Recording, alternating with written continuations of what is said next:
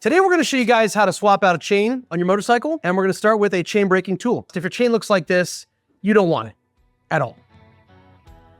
So the first thing you're going to want to do is rotate your rear wheel, shift the bike in neutral, and you can rotate the rear wheel, roll it around the ground if you want, but you're going to locate the master link. It's going to look different from all the other links. All the other links have a raised pin in the center. Master link is going to have a divot in the center of it. So we're going to remove that with chain breaking tool. So you open the chain breaking tool, put it over the pin you're going to remove, and you start turning this fancy little handle. All right, now it gets a little hard where you're going to need some leverage. Here we go. I can hear it popping. It's crunchy, crunchy. Sounds like cornflakes. There we go. Back this off and move to the other pin. You can see here, this is the one of the O-rings or X-ring, I'm not sure, that came out of this chain. It is just dried out and cracked, and it's just degraded rubber. Just super dangerous chain to ride. This is just toast. So then you're gonna move your chain breaking tool over to the next pin, back out the little nubbin in there so it's flat, open up the tool, clamp it over the link, and start screwing around. All right, so now we have pushed both of these pins back, and we've taken off this link. Let's see if we can get this link here, which holds both these pins, out of the chain. Now the chain's disconnected. Okay, so remember I told you guys to shift the bike to neutral, so you're gonna wanna turn this sprocket, which is gonna feed the chain through and pull it out the bottom. Now you can take this chain, make a coat rack, throw it in the ocean, beat your children with it. There's all kinds of fun things you can do with old rusty chains. You can make a belt out of it and be really uncomfortable all the time. All right, next thing I'm gonna do is I'm gonna take a 14mm accommodation wrench. I'm going to loosen the lock nut on both of the axle adjusters. There we go. That one's loose. I'm going to go around the other side. Same thing. And then I'm going to take my 14mm socket and back both of these out. If they're in good condition, once you loosen them, they'll back right out. Before we reinstall this, we are going to put a little anti-seize on both of these axle adjuster bolts. All right, now I've got a 17mm combination wrench on the left side of the bike, and I have a 24mm on the axle nut. Now, if you have a license plate bracket and you want to run that license plate on the left side of your bike, highly recommend just swapping the axle. Have the axle go from the right side of the bike through to the left side and put the nut on over your license plate mount. So now we're going to hold this side. This is the axle itself. I'm going to break the nut free. Stand up for this. So once that axle is loose, tap that tire forward. All right, next step.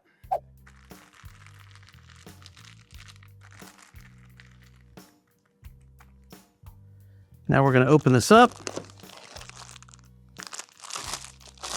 So these chains are going to be pretty dirty when you pull them out. They'll pick up anything you set them in. So if you've been grinding on your bike, you got a bunch of dust, you really don't want to set this in that crap, because metal shavings can get in between these links, okay? And if that happens, it's going to prematurely wear out the O-rings or X-rings inside your chain. So I prefer an X-ring chain over an O-ring chain because an X-ring chain is going to hold the lubrication in between the links much more effectively than an O-ring chain. An X-ring chain actually has channels on the inside of that ring that are hollow. So when you cut the ring in half, it looks like a big X. So in this little area here, it's going to hold lubrication against the links of the chain. Pretty awesome stuff. But if you can't afford it, it's totally okay. O-ring chain does a fantastic job. They do not last as long, but they're still a wonderful chain. So here we have a 525 120 link with this 525 pitch, 120 link chain for our Honda Shadow VT600. And I have a clip master link. I'm not a fan of rivet master links, and I will tell you why. Some people say this is the lazy way to go. Yes and no. If you are on the side of the road and you have to change your chain for some reason, try getting a rivet chain off without a cutoff wheel or having your specialized tool. So a clip master link can be installed with a multi-tool. You got a Gerber or Leatherman on you when you're traveling.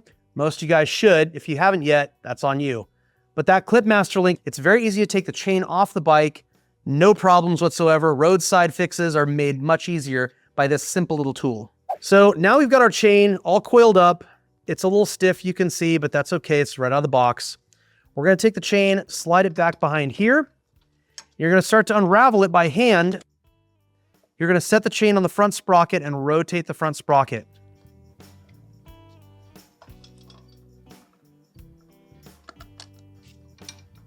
Yes, it is skipping links right now. That's okay. Now you can see I've got the ends of the chain lined up here. I'm actually going to go back a little bit so we have some traction. And I'm setting them down on the rear sprocket so that the two ends meet up. So this is your clip master link, the rear side. You're going to take two of the included O-rings, slide them down each of the pivot pins, and you're going to put this through the chain from the back side. All right, press it through with your fingers. Once you push the master link through, you're going to want to make sure that everything's clean on this side. You're going to take the remaining two O-rings, press them onto those pins. You're going to take your cover piece and you're going to push this over the top. Beautiful. So I'm going to take my clip master link, and this is very important, kids. You do not want to install this with the open part facing forward, because most of your motion at speed on a motorcycle is the chain's doing this. So if it happens to catch a stick or something fucking stupid, a rock, some act of God hits this tiny little thing, it could flick it off of the chain. Now, if we put it in this way, which is the correct way, with the clip facing backwards, as the chain's going around, there's no chance or risk of anything hitting the front of this in this orientation and knocking it off your chain. So this is a safety thing, guys. Make sure you pay attention to this. So we're going to put this down here. Now that we've got our clip oriented correctly, you push these together and it's going to slide into two little indentations there. Now I have a set of pliers that I use sometimes for this. Press the back of that clip in. Now you have installed a clip master link on your motorcycle chain now.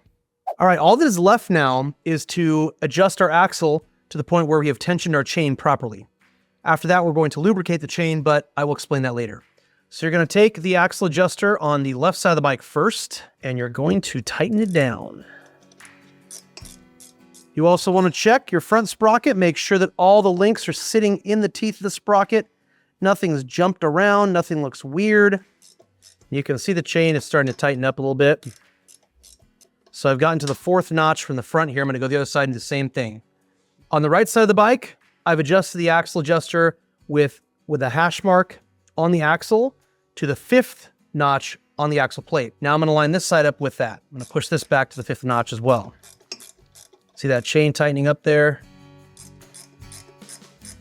So you want about 1/2 inch to 3/4 of an inch of play on this chain. Right now we've got about 1.5 inches, quite a bit. So I'm going to tighten this back to 5.5 notches. Actually, I'm almost right on top of 5. There we go. That's 5. Let's see what the other one's at. Make sure on the same notch. Yep, we're at 5. Come back over here. We're at 5. Let's check our tension. A little bit much. Just past 5. So we are just past the 5th notch. Same thing on this side. Check our tension. Still a little sloppy. Let's go to 5.5. That's 5.5. That's better right there.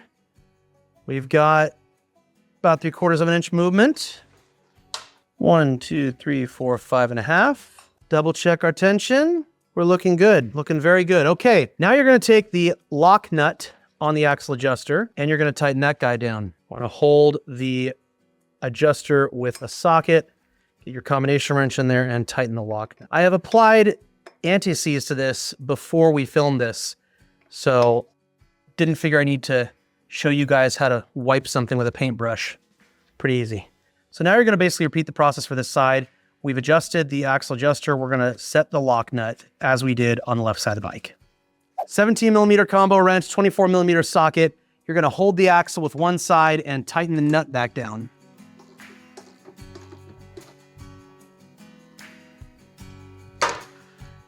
And you've just replaced a chain on your motorcycle. So the next step you're going to do here after installing your new chains, you're going to want to lubricate the chain properly. What I would recommend doing, instead of getting kicked out by the HOA, is laying some newspaper or cardboard down because the chain will drip. It's a little messy. What I prefer to do is take a spray chain lubricant with a rag, spray it right here so I catch anything extra, roll the bike back, spray it again, roll the bike back, spray it again. until that whole chain is really well lubricated. Now, I've just got some lube that I've had sitting around the shop here for years.